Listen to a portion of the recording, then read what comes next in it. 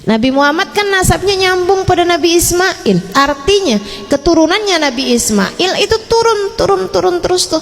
Nah, dari Nabi Ismail ke Nabi Muhammad tuh kakek ke kakek, dari kakek ya ke anak, anaknya kemudian ke cucunya, kan gitu ya, cucu yang kemudian ke cicitnya, terus tuh sampai kepada baginda kita Nabi Muhammad alaihissalam. Saudaraku sekalian, baik dari ayah maupun dari ibunya Nabi itu semuanya nyambungnya tuh ke Nabi Allah Ismail alaihissalam. Artinya ayah Nabi Muhammad cucu-cucunya Nabi Ismail, dan ibunda Nabi Muhammad juga cucu-cucunya Nabi Ismail, itu ke atas semuanya tuh sujudnya kepada Allah semua, imannya kepada Allah semua. Jadi jangan salah, jangan kamu pikir Sayyidah Aminah, Sayyid Abdullah itu nggak beriman kepada Allah. Teman-teman saya sekalian, namanya nggak bakalan Abdullah dong kalau nggak beriman. Saya cuma mau ngasih kamu gambaran, dan ini sangat penting, poin yang sangat penting sekali untuk membuatmu jangan sampai kalian kemakan omongan orang yang berani-beraninya mengatakan bahwa ibunda Nabi Muhammad dan ayahanda Nabi Muhammad di neraka. Dan itu banyak beredar di kalangan orang-orang yang gak ngerti fakta sejarah, yang gak paham sama kultur, sama budaya, sama peradaban bangsa Arab pada masa tersebut. Teman-teman saya sekalian,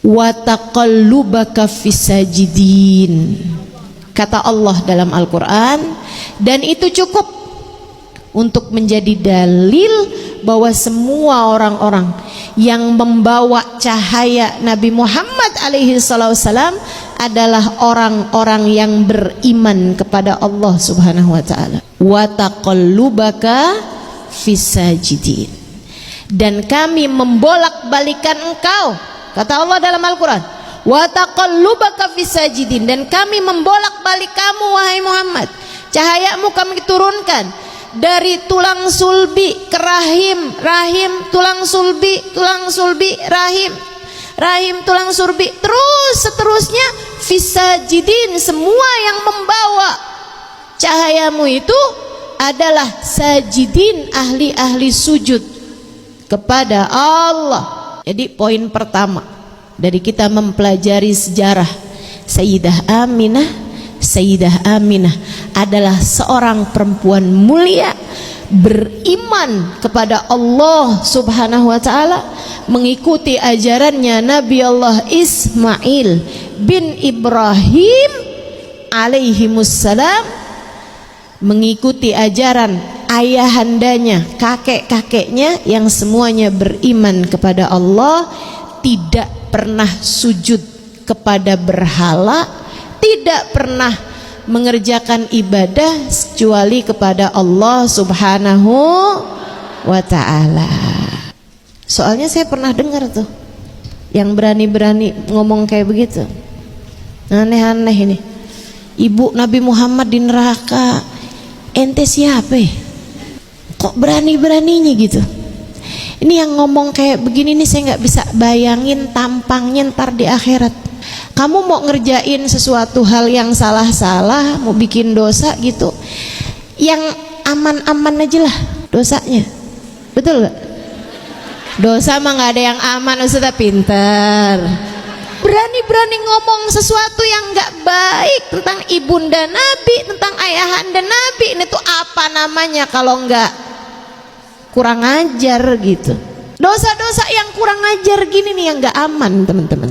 Hati-hati. Dosa-dosa yang kurang ajar ini yang gak aman gitu. Makanya kamu punya guru, biar kata gimana-gimana juga, kalau kamu gak baik-baik sama guru kamu, itu gak aman. Betul gak? Iya kan? Gak aman gitu. Mudah-mudahan Allah subhanahu wa ta'ala karuniakan kepada kita adab kepada hamba-hamba Allah yang mulia. Mudah-mudahan Allah subhanahu wa ta'ala karuniakan kepada kita kemampuan untuk selalu bisa husnudzon kepada semua hamba-hamba Allah subhanahu wa ta'ala, apalagi kepada hamba-hamba Allah subhanahu wa ta'ala yang dimuliakan Allah subhanahu wa ta'ala karena nisbat mereka karena nasab mereka, karena keterkaitan mereka dengan baginda kita Nabi besar Muhammad sallallahu alaihi wa ala alihi wa sahbihi wasallam. Jadi sekalian, Sayyidah Aminah ini perempuan yang mulia. Satu, karena beliau beriman kepada Allah Subhanahu wa taala. Yang kedua, karena beliau perempuan yang pandai menjaga diri. Zaman itu tuh memang gak ada syariat agama, teman-teman. Tapi dari dulu tanpa syariat agama sekalipun, kita tahu kalau perempuan yang kerjaannya godain cowok, itu bukanlah perempuan mulia. Betul nggak? Dan ketika saya sebut bahwa Sayyidah Aminah adalah perempuan mulia, itu beliau mulia dengan cara bagus hubungan dengan Allahnya, pandai menjaga diri, tidak pernah sujud kecuali kepada Allah. Dan beliau perempuan mulia adalah dengan tidak pernah menjadi perempuan-perempuan murahan yang mendekati laki-laki kemudian ya berbuat hal-hal yang tidak baik kepada laki-laki gitu. Nggak pernah tuh kayak begitu, senyum-senyum sama cowok gitu kan ya. Nggak pernah tuh kayak gitu tuh ceritanya tuh. Nggak ada ceritanya nulisin nomor telepon di tisu. Nggak ada ya dek. DM duluan. Kalau balas DM Ustazah jangan juga. Jadilah perempuan-perempuan berkelas, teman-teman. Sayyidah Aminah tuh belum ada Islam, belum ada hal-hal yang hukumnya haram gitu kan. Sekarang kan ajaran agama udah sangat jelas. Segitunya beliau adalah perempuan yang sangat menjaga diri gitu.